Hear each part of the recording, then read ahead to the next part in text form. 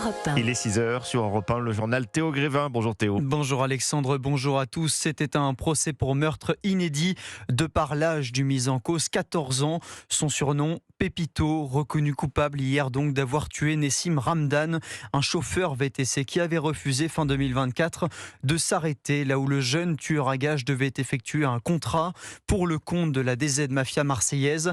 Wilfried de Villers, vous avez suivi cette ultime journée d'audience pour Europe 1. Oui, l'adolescent est finalement condamné à 17 ans de réclusion criminelle, 3 ans de moins que la réquisition du parquet, alors que l'excuse de minorité a été prise en compte par les juges. Lors de l'audience, le jeune tueur à gages, aujourd'hui âgé de 15 ans, polo blanc sur les épaules, visage juvénile derrière une barbe naissante, est apparu presque impassible dans le box des accusés.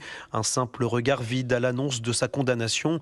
L'avocate de la partie civile, maître Anne Santana-Marc, salue une peine exemplaire. C'est une peine qui me semble juste, en ayant pris en considération la victime. Je pense que les parties civiles ont une forme peut-être de soulagement, même si aucune peine ne leur amènera Nessim. Les proches de la victime de Nessim Ramdan, ce chauffeur VTC, sont sortis de l'audience, le visage fermé. Samy, son frère, est bouleversé après 3 jours de procès éprouvant. Peu importe la décision qui a été prise, pour nous, pour la famille, rien ne changera.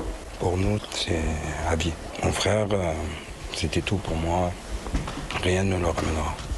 Rien. Quant aux avocats du tueur, ils ont d'ores et déjà annoncé qu'ils feront appel de la décision du tribunal pour enfants de Paris. Compte rendu d'audience avec Wilfried de Villers.